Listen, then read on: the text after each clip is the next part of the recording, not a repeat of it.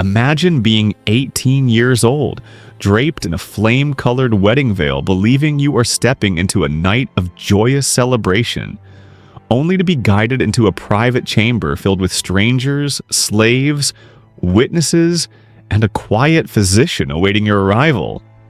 You had been told this was sacred tradition. No one mentioned the intimate examinations.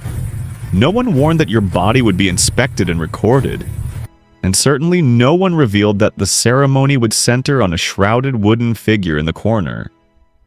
A figure whose purpose every adult in the room already understood. Soon the cloth would be lifted. Soon you would grasp why your mother wept while arranging your hair that morning. Soon you would realize that this wedding night was not rooted in love, but in verification. This is not invention. Elements of it draw from ancient Roman practices, described sparingly by pagan writers and condemned vehemently by early Christian authors who sought to distance the new faith from such pagan rites. By the time the cloth was drawn back in those accounts, a young bride would confront a deeply intimate ritual tied to fertility and initiation. Rome's elite hoped certain customs would fade from memory, and in many ways they did. The year is 89 CE. The emperor governs with unyielding authority, and 18-year-old Livia Tursa is on the verge of learning that Roman marriage wore two faces: the public spectacle of saffron veils, scattered walnuts, and joyful chants, and the private one, enacted behind closed doors before those who might one day testify to every detail in court. What she faced was a rite so profoundly personal that ancient Roman authors alluded to it obliquely, while later Christian writers referenced it with outrage, contributing to its near erasure from historical memory. Before delving further into this tale, if the shadowed corners of ancient history intrigue you, consider exploring more on channels dedicated to grim or forgotten histories. And if a particular moment unsettles you, share where you're reading from. Let us continue. The day had opened with splendor. Livia's wedding procession felt almost ethereal. She donned the traditional flame-colored veil, the flammeum, declaring her unmistakably a bride. At dawn, her hair was parted with a spear tip and braided into 6 plaits bound with woolen bands, every element adhering to revered ancestral custom. At the temple, the sacrifice proceeded favorably. The priest divined positive signs from the sheep's shining entrails. Her father intoned the ancient words, transferring her guardianship from his to her husband's, and she uttered the phrase passed down through generations of brides. Ubi tu Gaius, ego Gaia. Where you are Gaius, there I am Gaia. A declaration that she no longer owned herself. Her new husband, Marcus Petronius Rufus, a prosperous grain merchant 25 years her senior, had met her only thrice before. Yet legally, the public rites had begun binding her to him. But in Rome, the visible ceremony was merely the prelude. The truly irrevocable moment awaited at the close of the torch-lit parade through the streets, within a home she had never entered, encircled by individuals she had not chosen to invite. Crowds along the route sang the customary Fescennine verses, crude, overt, intentionally provocative, intended to entertain the gods and ward off malevolent forces. Youths hurled bawdy jests beneath her veil, causing her cheeks to flush with shame. Her mother had assured her these songs were benign, protective charms.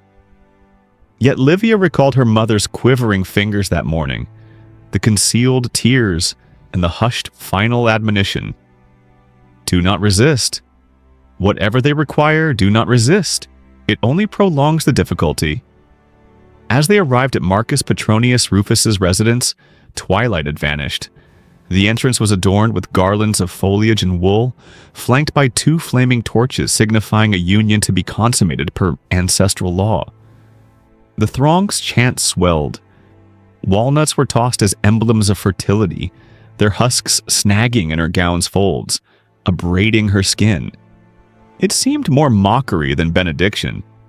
Marcus stood at the threshold, and beyond him, Livia discerned excessive shadows, far more figures than anticipated. Custom dictated the groom carry the bride across the doorway to avert the ill omen of tripping. Yet this act harked back to eras when brides entered unwillingly. Once the door closed, stifling the external revelry, Livia beheld the assembly in the atrium.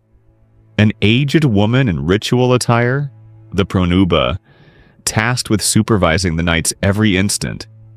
A priest of ambiguous order, 3 female slaves bearing bowls and linens, an elderly physician with a satchel of tools, and in the corner, partially concealed under draped fabric, a wooden form nearly 4 feet high.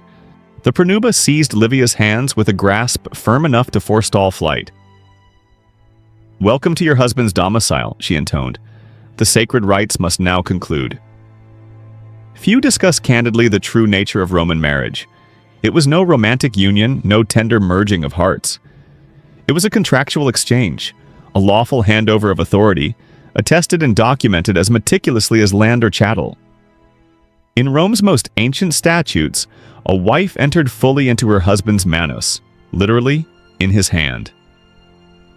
He wielded over her the same dominion as over his slaves, including, in theory, judgment over life and death. By Livia's era in the early empire, surface laws had mellowed.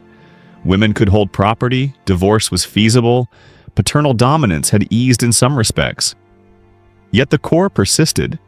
Marriage shifted a woman from one man's dominion to another's. Like major Roman transactions, it demanded validation. Land sales involved observers, divine invocations, boundary inspections, sealed parchments. Assumptions were intolerable. All required proof. Rome extended this reasoning to marriage with a stark distinction. The property transferred was a person, whose capacity to bear legitimate heirs constituted the primary value.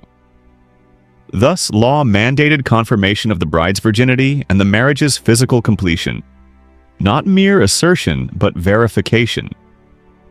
The rites to ensure this, which Livia confronted, were so intimately private that few ancient authors detailed them outright, even in a society accustomed to public spectacle. Livia trembled beside the veiled form, ignorant that the ensuing events would sear her recollections forever, a practice later generations labored to suppress. Roman law insisted a marriage lacked full legal and social force until physically consummated. Spousal claims sufficed not. Observation, attestation, and evidence were essential. Absent witnesses, the union risked contestation. Absent virginity proof, heirs' legitimacy could be impugned, an intolerable risk for Rome. Hence arose rituals aligning with Roman jurisprudence, yet profoundly alien to modern sensibilities. The pronuba clasped Livia's arm tighter and directed her toward the shrouded corner. Livia's pulse thundered in her ears.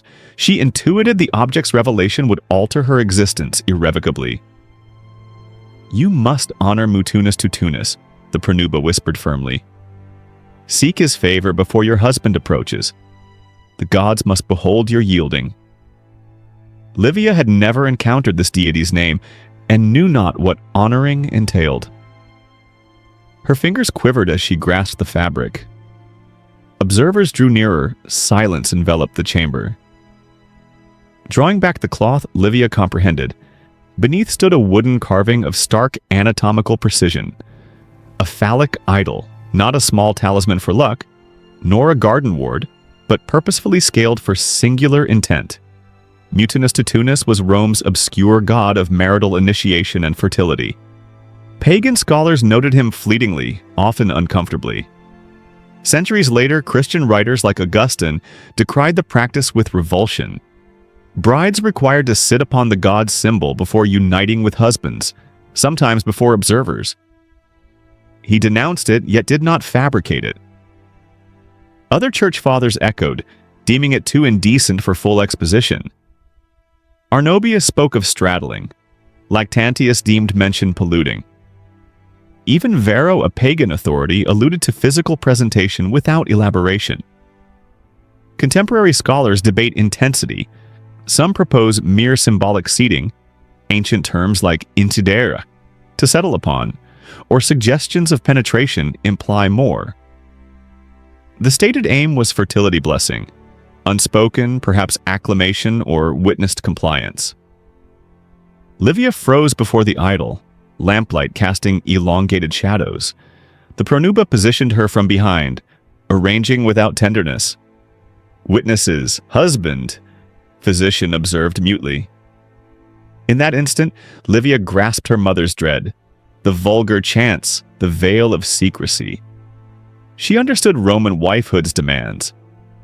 Refusal was possible in theory, but it voided the contract, returning her disgraced, unmarriageable, a family burden. She complied. Afterwards, slaves cleansed her with scented water, reciting purification prayers, yet practically preparing for inspection. The physician advanced. In elite unions, midwives or doctors verified virginity beforehand, records safeguarding inheritance disputes. A second check followed any preparatory rite, confirming alignment. All transpired before witnesses whose accounts could be summoned legally. To them, it was routine procedure, the bride's sentiments irrelevant, as with surveyed land. Examination concluded, the pronuba escorted Livia to the bridal chamber. Bed visible from open door, lamps illuminating for oversight, slaves at hand, a meticulously staged rite. Marcus entered hesitantly, glancing at the pronuba, unease evident. Not dominance, but shared discomfort in this act of legal confirmation. The pronuba declared formally, "The bride is prepared. The gods have seen her submission. Complete the union per ancestral ways. Let witnesses affirm, let no uncertainty linger."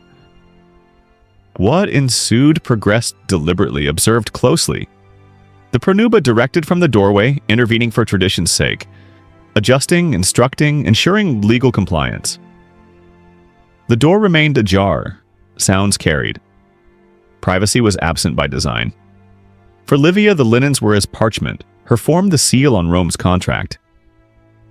At dawn, the physician returned for final verification of consummation's marks. Testimony sworn, witnesses assented.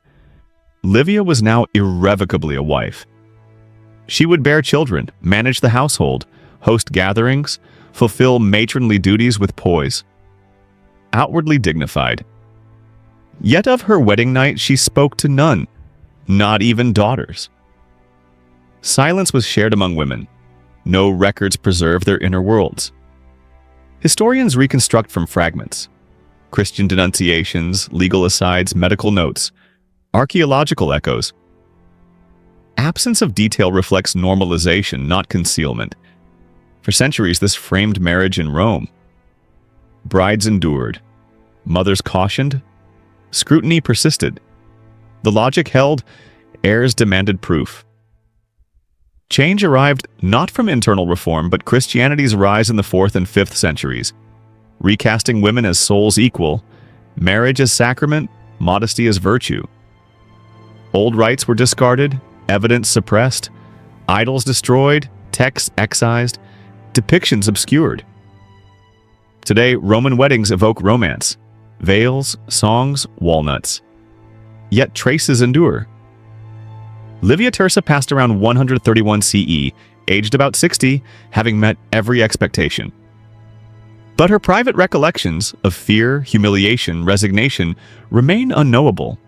She left no account. Elite women rarely did. We know procedures imposed upon them, seldom their emotions. Yet enough survives to explain efforts to forget. Rome exemplifies civilization's blend of refinement and severity, legal brilliance alongside dehumanization. The rites vanished, but the women who bore them were real. They lived, persevered, and were muted.